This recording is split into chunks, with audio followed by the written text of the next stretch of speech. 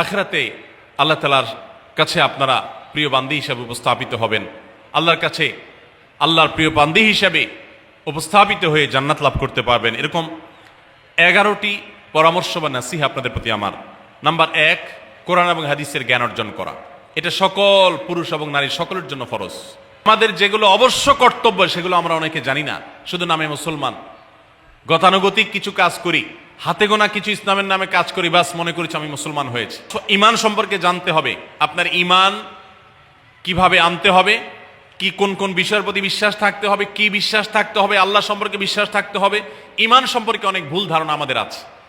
আমরা আল্লাহ সম্পর্কে বিস্তারিত জানি না, আখিরাত সম্পর্কে জানি না, নবী রাসূল সম্পর্কে জানি না। এগুলো সম্পর্কে সঠিক জ্ঞান অর্জন করতে হবে, কোরআন হাদিসের নলেজ অর্জন করতে হবে। নাম্বার 2, 5 ওয়াক্ত নামাজ। নবী সাল্লাল্লাহু আলাইহি সাল্লাম জান্নাতে, মেয়েদের জান্নাতে যাওয়ার শর্টকাট যে সিলেবাস দিয়েছেন, শর্টকাট যে ওয়ে বলেছেন, 4টা শর্ত দিয়েছেন। এর মধ্যে থেকে একটা হলো 5 ওয়াক্ত নামাজ ঠিকঠাক মতো যদি আদায় করেন। 5 ওয়াক্ত নামাজ এর বিধিবিধানগুলো, কখন কোনটা পড়তে হয়, ওয়াক্ত কখন থাকে কখন যায়, অনেক মহিলা আছেন জানেন না, অনেক নারীরা আছেন, অনেক পুরুষরা আছেন জানেন না।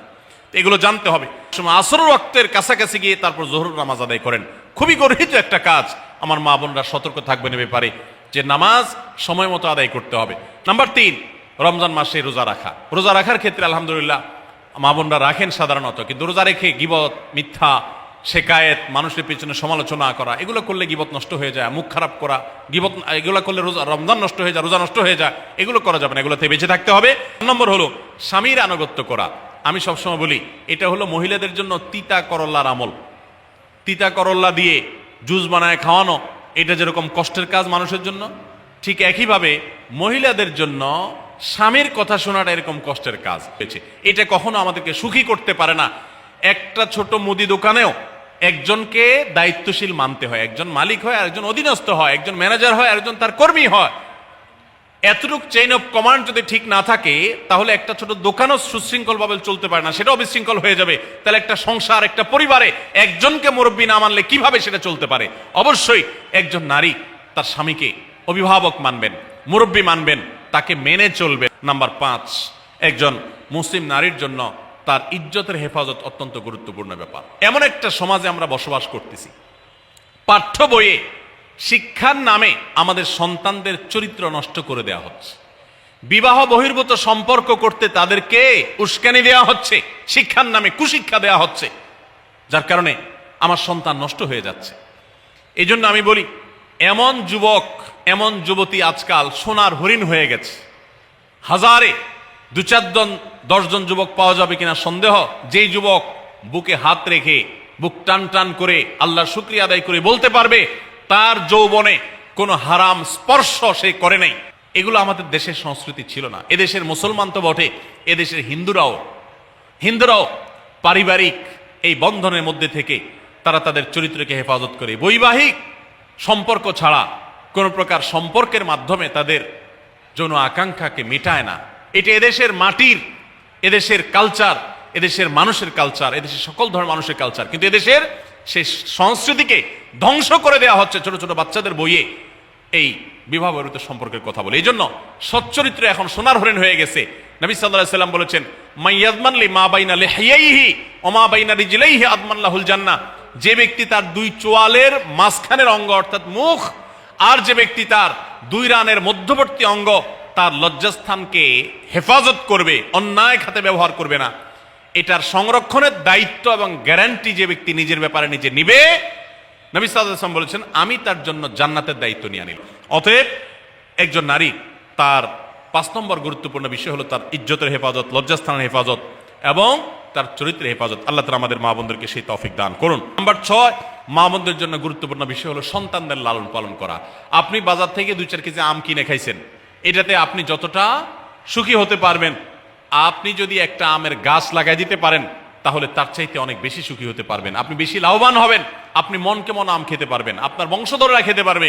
নিজে আমল তো করবেনই মায়েরা বোনেরা, পাশাপাশি সন্তানদেরকে যদি আল্লাহ ভীরু বানান, মুত্তাকি বানান, পরহেজগার বানান, কোরআন হাদিস শিখান, তাদেরকে যদি পর্দা শিখান, তাদেরকে যদি চরিত্র হেফাজত শিখান, তাদেরকে যদি ভালো মানুষ বানানো শিখান, তাহলে আপনি আম গাছ লাগানোর মতো ফলের গাছ লাগাই গেলেন, সওয়াবের গাছ লাগাই গেলেন, দুনিয়া থেকে চলে যাবেন, নেক সন্তানের আমল যেগুলো আপনি শিখাই দিয়ে গেছেন এগুলোর সওয়াব আপনি পেতে থাকবেন।